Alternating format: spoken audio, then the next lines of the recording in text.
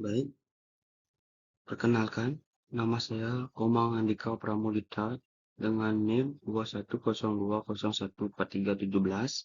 Di sini saya akan mempresentasikan studi kasus manajemen perubahan, yaitu pengaruh perubahan organisasi terhadap kinerja perusahaan pada PT Bank Danamon Indonesia Tbk.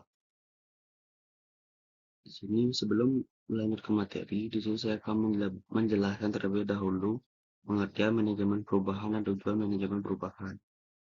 Manajemen perubahan merupakan pendekatan terstruktur untuk membawa sebuah organisasi dari kondisi saat ini ke masa depan yang diinginkan. Tujuan memberikan pemahaman sehingga memiliki wawasan dan kemampuan manajerial yang handal untuk mengelola secara inovatif organisasi pemerintah yang secara langsung dituntut untuk melakukan perubahan terencana dan terorganisir. Baik, lanjut ke pembahasan. Bank Danamon, PT Bank Danamon Indonesia sebagai salah satu bank swasta devisa nasional di Indonesia juga tidak terlepas dari kondisi yang dihadapi perbankan Indonesia.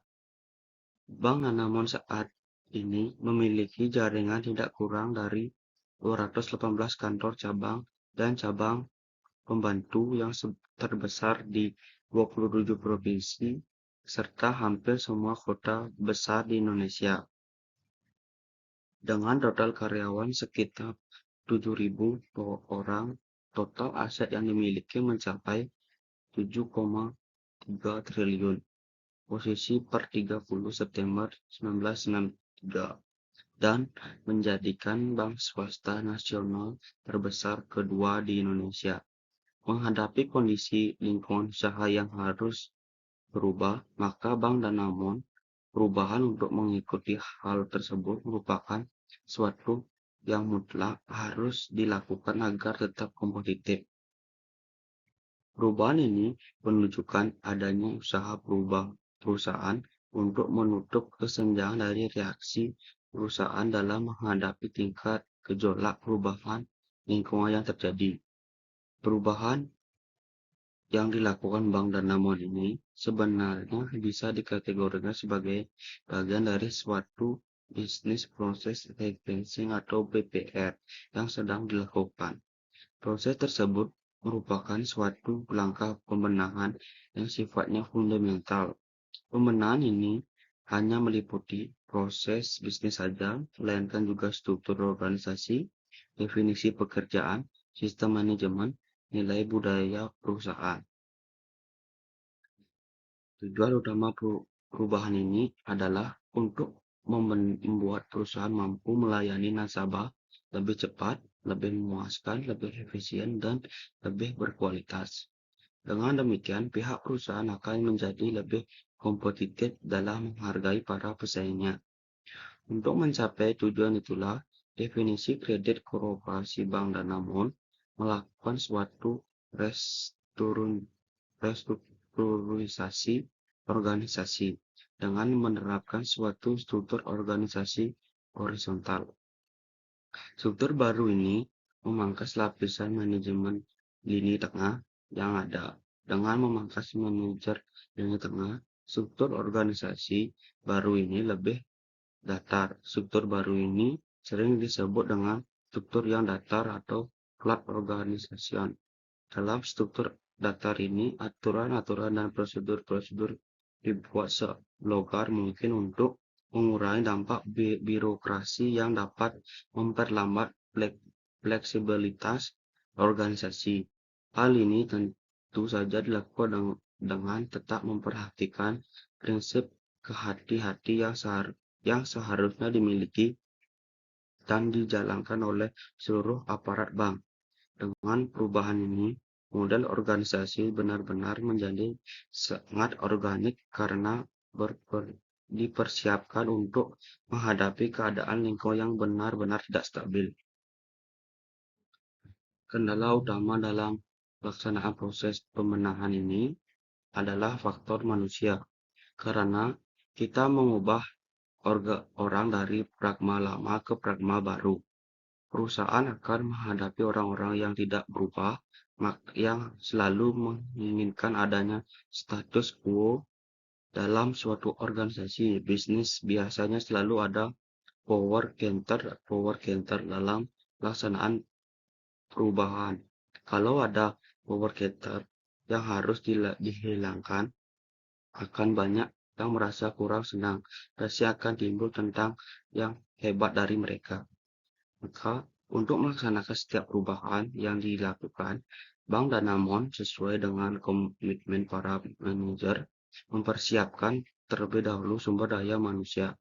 Segala macam upaya dilakukan seperti memberikan penjelasan-penjelasan, pengarahan, dialog, hingga pendidikan-pendidikan yang menunjang hal ini. Dimaksud agar begitu tiba saatnya untuk melaksanakan strategi perubahan yang disusun, semua orang telah siap dengan segala perilaku, tugas, pengetahuan, sistem, dan keahlian baru. Semua pelaksana perusahaan harus benar-benar mengerti mengenai tujuan serta pentingnya dari perubahan yang akan dilakukan. Para pelaksana perubahan harus diyakinkan dan dimotivasi bahwa dengan perubahan tersebut segala sesuatu akan berjalan lebih baik. Dukungan dari manajemen kepada para pelaksana perubahan harus banyak diberikan untuk meyakinkan mereka bahwa perubahan yang harus dijalankan bukanlah sesuatu yang menakutkan ataupun mencemaskan. Pendekatan dan dialog terbuka perlu diadakan bagi para penentang perubahan untuk secara perlahan-lahan menyadari mereka dan melibatkan mereka dalam proses pengambilan keputusan mengenai perubahan atau dengan memberikan informasi yang menekankan pada unsur kebaikan dari perusahaan tersebut. Berkenaan dengan proses adaptasi para pelaksana perubahan terhadap situasi dan kondisi yang baru, maka selain dukungan dari manajemen pendidikan atau training memegang peran penting menghadapi tugas-tugas baru sebagai akibat dari pelaksanaan perubahan, maka kemampuan para pelaksana perlu disesuaikan melalui training dan tambahan pendidikan.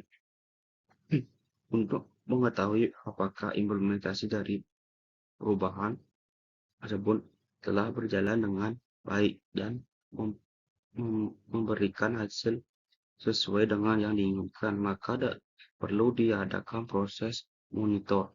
Proses monitor ini dilakukan dengan melakukan pengumpulan data, umpan balik, dan pertemuan-pertemuan khusus dengan para pelaksana perubahan untuk membicarakan hasil dan perubahan tersebut.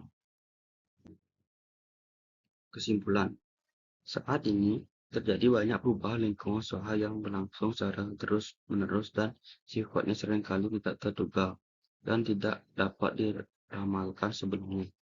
Memperhatikan cara pengelolaan perubahan yang dilakukan oleh Bank Danamon, maka dapat diperkirakan bahwa implementasi dari perubahan yang sedang dilakukan akan dapat berjalan dengan baik, dan dampak negatif yang mungkin timbul antara lain karena adanya para pelaksana yang menentang kiranya akan dapat diminimalkan.